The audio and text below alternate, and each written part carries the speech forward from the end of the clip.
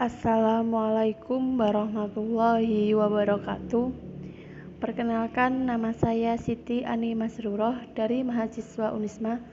Di sini saya akan mengajarkan kalian tentang sejarah kebudayaan Islam yang berjudul Perkembangan Islam Daulah Mughal, di mana di sini terdapat 2 KD.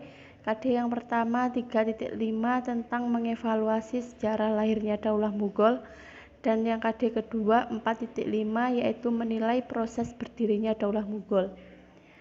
Bagaimana kabarnya anak-anak semua? Semoga di saat pandemi ini kita selalu diberi kesehatan oleh Allah Subhanahu wa taala, dan semoga Allah Subhanahu wa taala selalu melindungi kita dimanapun kita berada saat ini. Amin ya rabbal alamin. Sebelum memulai pembelajaran, alangkah lebih baiknya kita berdoa terlebih dahulu dengan membaca surat Al-Fatihah. Berdoa dimulai.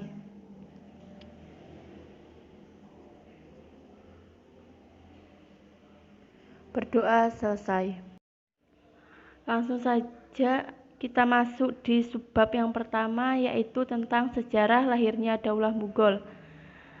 Daulah Mughal itu bukanlah daulah pertama di India, akan tetapi sebelumnya sudah berdiri kekuasaan Islam, namun belum menemukan kejayaannya.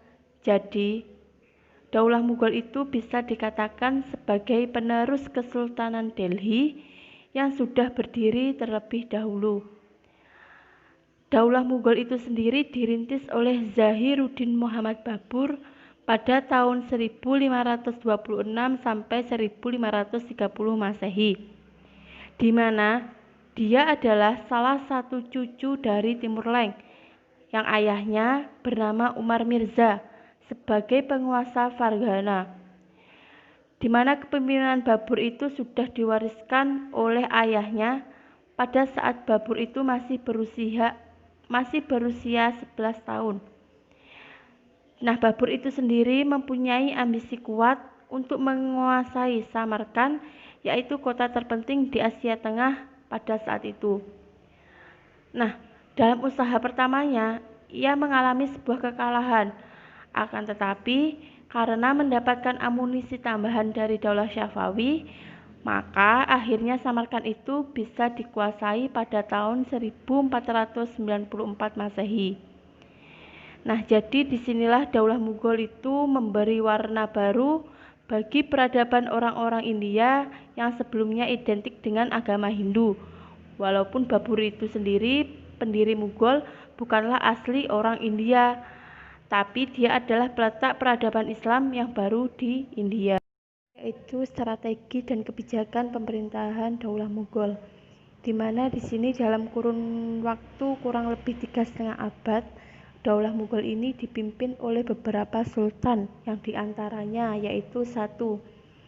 Zahiruddin Muhammad Babur, yang kedua Humayun, yang ketiga Jalaluddin Muhammad Akbar, yang keempat Nuruddin Muhammad Salim, yang kelima Shah Jihan, yang keenam Aurangzeb, yang ketujuh Bahadur Shah, dan yang kedelapan Jehandar. Di mana yang di sini yang pertama Zahiruddin Muhammad Babur. Nah, Zahiruddin Muhammad Babur ini menjadi penguasa pertama sekaligus pendiri bagi Daulah Mughal, di mana pada kepemimpinannya itu seluruh kebijakan dikerahkan untuk membangun fondasi pemerintahan, yang pada awal pemerintahnya Babur itu masih menghadapi ancaman dari pihak-pihak musuh utamanya dari kalangan Hindu yang dari awal tidak suka terhadap berdirinya Daulah Mughal itu sendiri. Dan yang kedua Humayun. Nah, Humayun itu melanjutkan kepemimpinan ayahnya yaitu Babur, dan Humayun ini memimpin Daulah Mughal kurang lebih dari 26 tahun. Di bawah pimpinan Humayun, Daulah Mughal bisa dikatakan sebagai konsolidasi kekuatan periode utama. Yang ketiga Jalaluddin Muhammad Akbar. Nah, Akbar ini menjadi raja terbesar di Daulah Mughal yang berada di India. Dia lahir di Umarkot, Sind pada tanggal 15 Oktober 1542. Akbar itu adalah pemimpin Mughal yang paling kontroversial yang telah menggantikan kedudukan ayahandanya ketika beliau masih berumur 14 tahun dan di mana pada masa pemerintahnya dikenal sebagai masa kebangkitan dan kejayaan Mughal sebagai daulah Islamiyah terbesar di India. Nah, yang keempat, Nuruddin Muhammad Salim.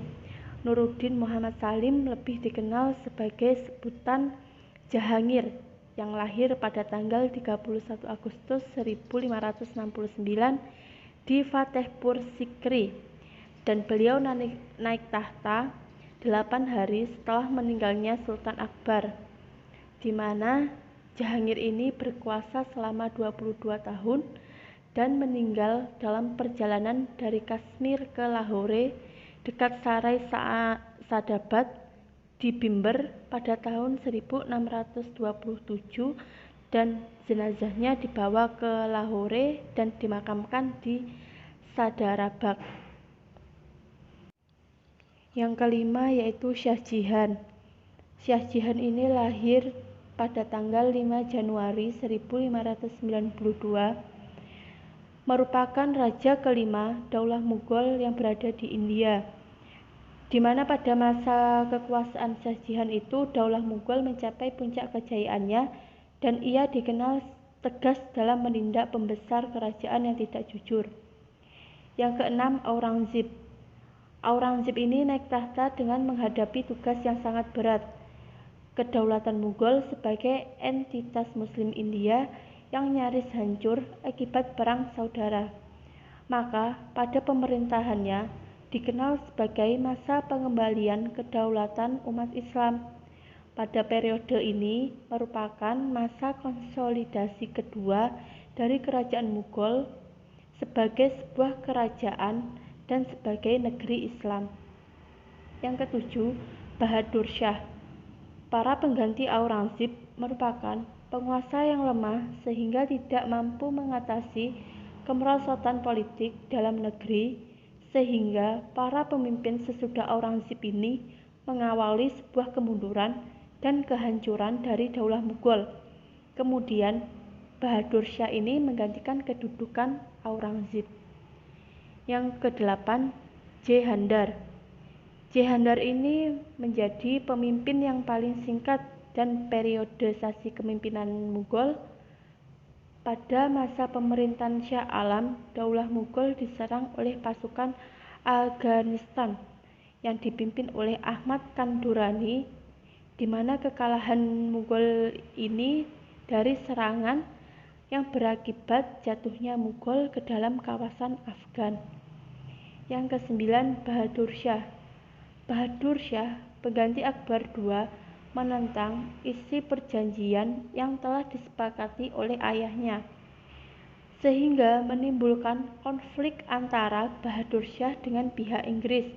Kemudian Bahadur Shah diusir dari kerajaan Mughal. Dengan demikian berakhirlah kekuasaan kerajaan Islam di India. Sekian video pembelajaran tentang Daulah Mughal ini. Kurang lebihnya mohon maaf. Assalamualaikum warahmatullahi wabarakatuh.